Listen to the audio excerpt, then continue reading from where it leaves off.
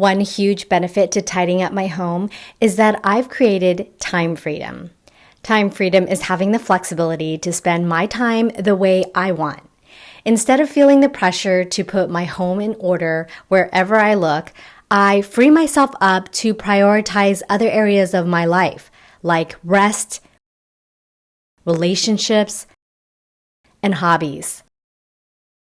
That constant nagging feeling that comes with a disorganized home is no longer there. That's the beauty of getting organized. When you make physical space in your home, you also make parallel space in your calendar for how you want to spend your days. Now, with an orderly home that's already organized, my energy is spent on maintenance tasks, and I freed up a lot of my time for joy. Last year in particular, I got back into reading for fun.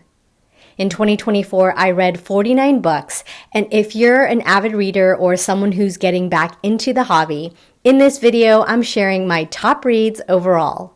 It all started when my Kindle stopped working, and I felt the pull to replace it. In fact, the Kindle had been on my wish list for several years, and in August, I just went for it. With the Kindle, I got 2 months of a trial access to Kindle Unlimited.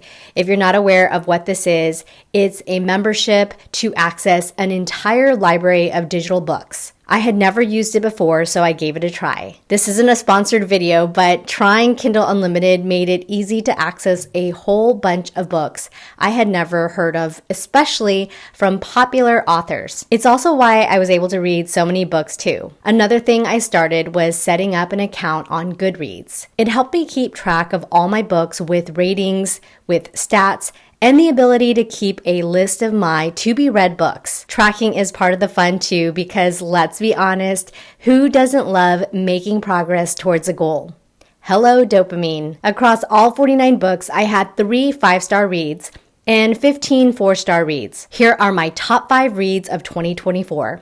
Starting at number 5 is The Vegetarian by Han Kang. In 2024, Han Kang won the Nobel Prize in Literature, and that's when I learned more about her and her works. I picked up The Vegetarian first because I was curious about the title as someone who has been living a plant-based lifestyle for nearly 14 years. I didn't know much else about the book, and because it was only 188 pages, I dove right into it. What I didn't realize at the time is that this book would leave such a mark. This novel is written from 3 different point of views, which correlates to the 3 different parts to the novel. We're introduced to Young Hye, who chooses to become vegetarian after having a life-altering dream. Her choice sets off a string of events that touches her life and the lives of those in her family. Even though the title is named The Vegetarian, I felt the book had little to do with being one. Instead, it was a deep look at human violence in different forms. Up until reading this book, I had never read anything like this before in my life. I hadn't read any trigger warnings, and there's a long list. If you do pick up this book, I highly recommend that you check them out first. I included this book in my top 5 reads because it was beautifully written and moving, and while dark and disturbing at the same time. It shook me just as much as it shocked me, which made it fascinating to read. Just be warned, this is not light reading, and you might be changed forever after reading it. Number 4 on the list is Babel by R.F. Kuang. When I picked up this book, it was labeled as a dark academia literary novel set in a historical fantasy. That's a mouthful, and it was a jam-packed book with all of that. This is the first book I've read by R.F. Kuang, and it did not disappoint. The creativity and unique ideas in the world building and magic system was like none other I have ever read. Before reading Babel, I wasn't well read in the fantasy genre. Most other popular book series I read include The Hunger Games and the Twilight trilogies, which are more young adult fantasy. With Babel, I hadn't done much research into the plot prior to reading, so I wasn't sure what I was getting myself into. The novel follows a character named Robin Swift from his early childhood all the way to his years in college.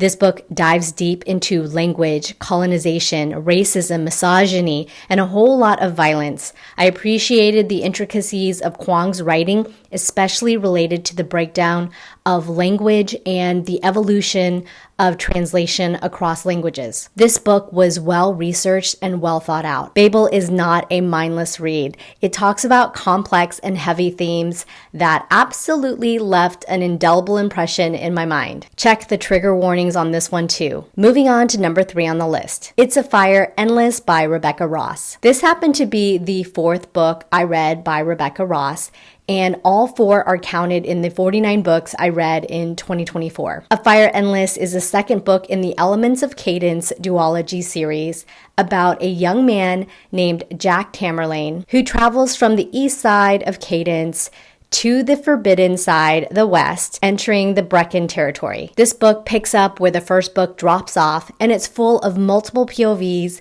and exciting action right from the start. One of the reasons I've read all 4 books by Rebecca Ross is because they are full of beautiful, descriptive writing that transports you into the book. One thing I found enduring about the book is the Scottish-inspired story and culture. As a huge Outlander fan, I quickly got lost in the Scottish references, and I could very easily visualize the story thanks to the TV series. Number 2 on the list is Divine Rivals. This is another fantasy novel by Rebecca Ross, and I absolutely adored this book. We follow 2 characters who are competing for the same job at a prestigious newspaper. The novel is inspired by World War I setting in a similar location to London. The writing was lovely, but the thing that I loved most about the book was that it took me back to what first love is like.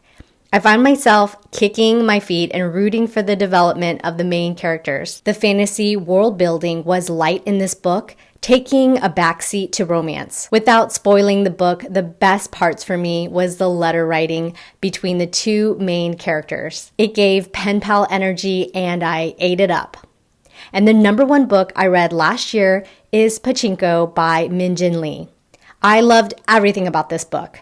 I borrowed it from the library, listened to the audiobook version, and later got the physical book gifted as a birthday present. Although it was written in 2017, I just got my hands on it, and it did not disappoint. Pachinko is about one Korean family across multiple generations and spans many decades beginning in 1910 all the way to the late 80s. It's an epic novel written across multiple POVs set in a historical fiction. As an immigrant who is also Korean, I felt like I was reading my own family history. The story of Korean immigration to Japan is not one that many know about. The hardships, the racism, and family dramas throughout this historical fiction gripped me so much that I still think about this book months after reading it. One huge theme in the books is the constant suffering that exists in the lives of Korean women.